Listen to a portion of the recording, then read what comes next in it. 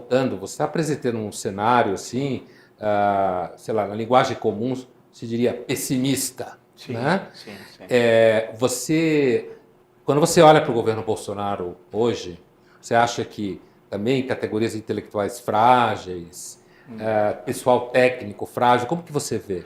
Olha, acho que política e conjuntura histórica se faz com o que se tem, não com o que se deseja tal. Sim. Acho que a conjuntura colocada agora, o governo Bolsonaro, na minha leitura, tem dois tripés. Um da civilização, outro da barbárie, para ser muito original, um das luzes, outro das sombras. Né? O da civilização, você tem o tripé, uma das pernas do tripé econômico, que é muito relevante, de Paulo Guedes, e veja que até agora, um mês, pouco mais de um mês, cerca de um mês de gestão, não teve um escorregão da equipe econômica, um bate-boca, uma Sim. briga. Olha que é uma equipe ampla, porque fundiu 3 ministérios, tal, Aham. além dos bancos, empresas estatais, tudo está funcionando tal. Azeitado, né? Azeitado. Então, esse é a primeira perna boa. A perna da Justiça e Segurança Pública, com o ministro Sérgio Moro, também está funcionando muito bem, preparando um conjunto de medidas legais que vão ser apresentadas ao Congresso, que logo vai reabrir e tal, e tem tido uma atuação muito boa. E a parte de infraestrutura, sob coordenação dos militares, que melhor conhecem o Brasil, também não tem cometido nenhum equívoco Você acha até o que eles momento. são os que melhor conhecem o Brasil? São. Eu converso muitas vezes com muita gente, né? O bom agora dos últimos anos é que antes eu ficava muito na universidade. A universidade faz mal para pensar, sabe? Isso é um Atrapalha o assunto em pensamento. si, né? Atrapalha o pensamento. Então, depois que eu saí da universidade, então eu converso com muita gente. E o que chama atenção na alta oficialidade, por exemplo, do Exército, é a excelente formação dos quadros. É verdade. Não é mais aquela coisa, para chegar a general, pô, é uma pirâmide, é um negócio assim, uma base ampla, e vai chegar lá um outro que consegue chegar, experiência internacional. Que é uma imagem bem deturpada que se tem, né? Sim. Vem daquelas velhas ditaduras latino-americanas, no general ladrão, bobão. Como é que você resolve o problema? Dá um tiro com 2 milhões de pesos, né? Aquelas velhas piadas. Não, o Exército Brasileiro é muito formado, tem quadros excelentes, e estão demonstrando na prática agora em relação à questão da infraestrutura. Esse é o tripé positivo. O tripé negativo, de um lado é formado pelo PSL, o Partido Social Liberal, que não é partido, é um amontoado de gente e tal, a maior parte dele é absolutamente incapaz, sem desconhecimento da função parlamentar, né? Todos foram viajar para a China, acharam uma maravilha. Tem um que nunca tinha visto um quarto de hotel, então eles ficaram fascinados. Então agora eles estão maravilhados, tal, né? É o PSL, é um amontoado de gente incapaz, e que vai ter agora 115 milhões de reais do fundo partidário para dividir entre eles. Você acha que o PSL atrapalha o governo? Atrapalha. Esse atrapalha e come. Vai atrapalhar agora na política. Mas é fundamental, porque eles têm Não, são 55 deputados federais, mas eles têm enorme dificuldade não tem nem líder. O rapaz que vai liderar é o primeiro mandato dele, né? Então, esse é o primeiro problema, precisa dar coesão política e ideológica ao partido, que não tem, que é uma bagunça generalizada. Basta ver durante a campanha a briga política e ideológica, um candidato chamando a candidata de biscate, lindo, né? Bacana, pelo WhatsApp, só biscate, e a outra responde, coisa linda, fineza total, tal. Então esse é o primeiro problema dessa perna. A segunda, os filhos do Bolsonaro. Aqueles filhos são terríveis. A clã, os três. Eles pensam que é monarquia, eles não sabem que a República foi proclamada há algum tempo, desde 15 de novembro de 1889. Aqueles três são terríveis. O Carlos, ele é um eficaz, trabalhou muito bem na campanha eleitoral, na parte de redes sociais. O cara sabe tudo, tá? De parabéns, fez tudo muito bem, etc. tal. Mas uma coisa a velha questão do Maquiavel, uma coisa é chegar ao poder, outra coisa é governar. Você não governa com quem te leva ao poder, né? Então, não dá. Não tem condições, tá? O Carlos é problemático.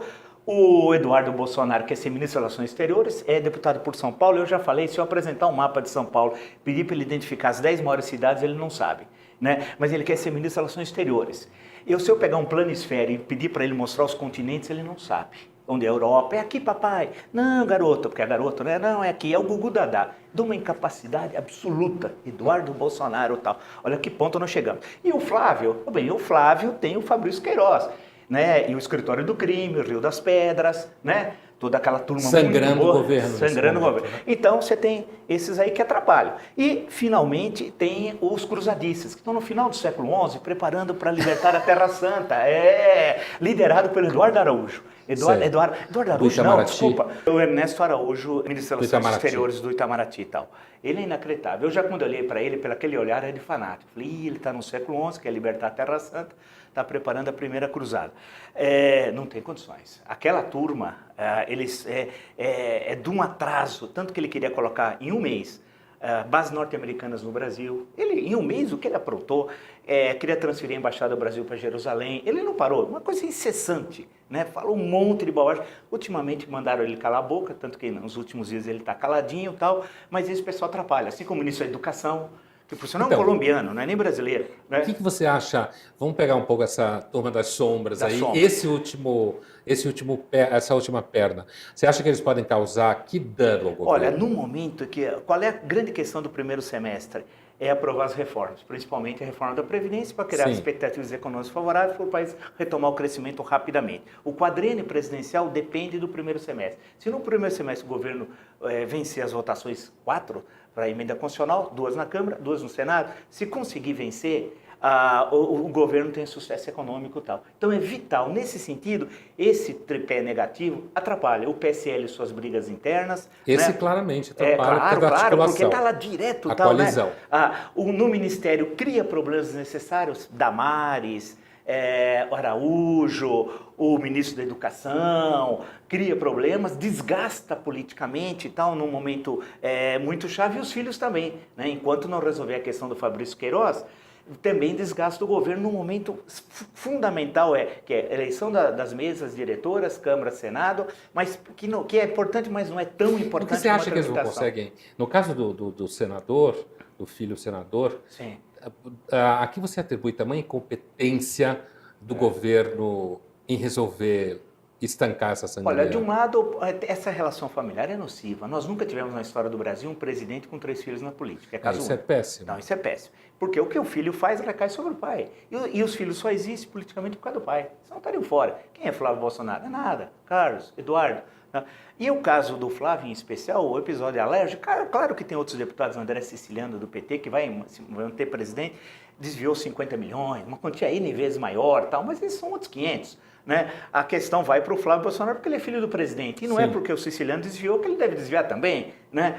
Então, e a vinculação com as milícias é clara. Né? O Fabrício Queiroz não podia morar naquela casa e ser operado no Einstein, sem plano de saúde, pagando com o dinheiro dele, numa casa, numa favela. Ninguém pode. Ninguém né? pode, no não Einstein. dá. Não dá. Assim, você olha, você fala, o cara não... E você olha para a armação do óculos dele, para a pele, para o cabelo, você sabe que o sujeito está bem tratado e não pode morar na favela. Em suma, aquilo tinha de ser resolvido essa questão. Eu até sugeria que só pode ser resolvido usando o método Roberto Jefferson, mata no peito, ou seja, assume toda a culpa para si, diz que você fez todas aquelas transações sem conhecimento do então deputado. E o deputado, hoje senador, assume que não fiscalizou devidamente seu gabinete. Aí você resolve politicamente. Põe panos quentes e resolve. E foca para a questão da reforma da Previdência, resolve tudo e tal.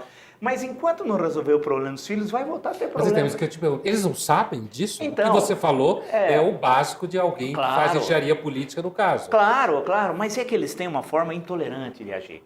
Né? Esse que é o problema da intolerância. Uma coisa é buscar um debate polarizado, o choque, o confronto. Outra coisa é a intolerância. Eles são intolerantes. Primeiro é que eles são mal formados. Nunca leram um livro inteiro. Os Bolsonaros nunca leram um livro inteiro. Tem dificuldade e tal. Né?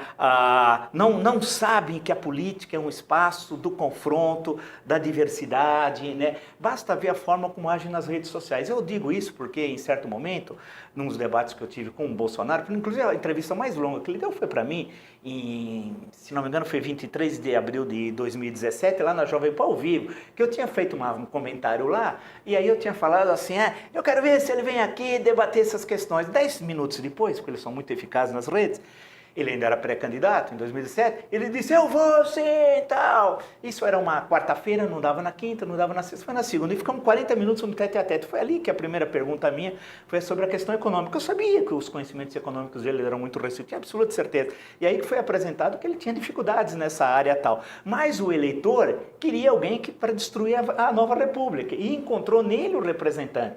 É isso que eles não entenderam. Os votos, 10 milhões a mais de votos que o pai teve, por exemplo, no segundo turno, não são os votos do pai, são os votos fundamentalmente contra o PT e um desejo de mudança. O desafio é se o Bolsonaro está à altura do momento histórico de enfrentar... Era essas